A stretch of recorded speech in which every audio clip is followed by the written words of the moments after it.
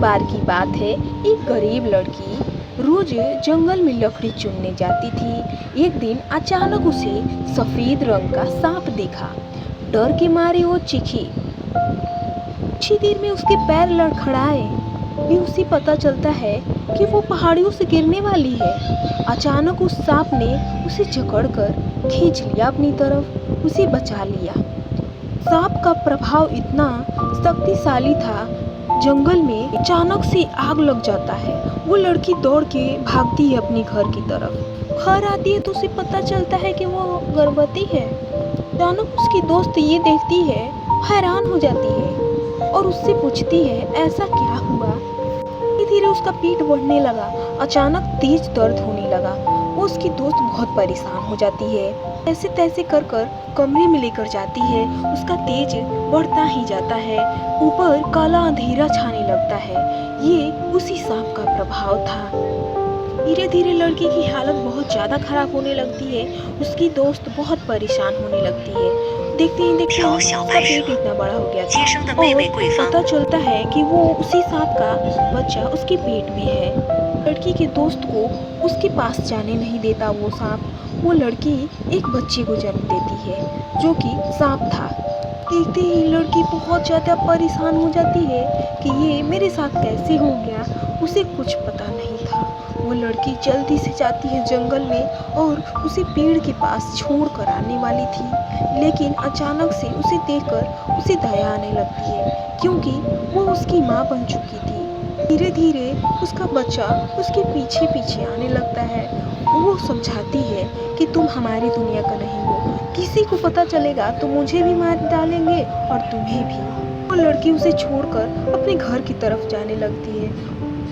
उसका बच्चा जो कि सांप था उसे रोकने के लिए उसके पीछे पीछे आने लगता है। लड़की दौड़कर भागती है और जाकर अपने कमरे में रेस्ट करने लगती है। तभी वो सपने में भगवान को देखती है और अपने बच्चे को देखकर वो उठकर बैठ जाती है। उसकी आंखों में आंसू था।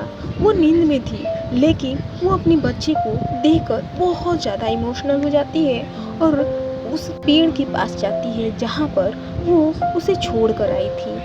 के लिए खाना लेकर जाती है, 2 अंडे, और उसे लेकर खिलाने के लिए जाती है और खिला ही रही थी तभी अचानक पीछे से कोई आता है। डर जाती है। तभी पीछे मुड़कर देखती है, वो उसकी दोस्त थी। बच्चा अंडा नहीं खा रहा था। वो बहुत ज़्यादा रोने लगती है। उसकी दोस्त समझाती है वो छोटा है, अभी अंडा नहीं खा पाएगा। लड़की बहुत ज़्यादा रो रही थी क्योंकि उसका बच्चा खाना भी नहीं खा रहा था। तभी पीछे से एक बूढ़ी दादी आ जाती है। ये सब देखकर वो बहुत ज़्यादा डर जाती है और बोलती है तुम लोग के पास ये इतना बड़ा सांप कहाँ से आ गया? तुम लोग यहाँ पर क्या कर रही हो? लड़की डर के मारे सभी सच बता देती है। ये दादी सुनते ही सारे गांव वालों को इकट्ठा कर लेती है। सारे गांव वाले अंटे कुदाल लेकर आ जाते हैं और उसे मारने लगते हैं और उस सांप को मारकर भगाने के लिए बोलते हैं कि बचाने के लिए उसके आगे आ जाती है और बोलती है मारना ही है तो मुझे मारो, लेकिन इसे छोड़ दो, इसे जंगल में जाने दो। सभी गांव वाले बहुत ज़्यादा भड़क जाते हैं कि तुम इसके साथ जाना चाहती हो तो चली जाओ, तुम डायन हो, और बहुत सारी बातें उसको सुनाते हैं। तभी अचानक बड़ा सांप उसके सामने प्रकट हो जाता है। वो उसी का बच्चा था। इतना बड़ा सांप देखकर सारे गांव वाले बहुत हैरान होते हैं और बहुत ज़्यादा डर कर भागने लगते हैं। भागते भागते अपने गांव के भीतर पहुंच जाते हैं। उस लड़की को उसने अपने कंधे पर टांग रखा था। सुबह होते ही सभी किसान बहुत ज़्यादा खुश थे क्योंकि इस बारी फसल बहुत अच्छी हुई थी। धीरे धीरे सभी किसान अपने खेतों में काम करने के लिए आने लगे। सभी दादाजी ये देखकर बहुत खुश थे। मौसम भी बहुत ही अच्छा था। तभी धीरे धीरे आसमान में काला अंधेरा होने लगता है और ऊपर से बहुत सारे कीड़े जमीन पर गिरने लगते हैं। सभी फसलों को बर्बाद करने लगता है। सभी गांव वाले बहुत ज़्यादा दुखी होने लगते हैं। कैसे भगाएं इन्हें समझ नहीं आ रहा था।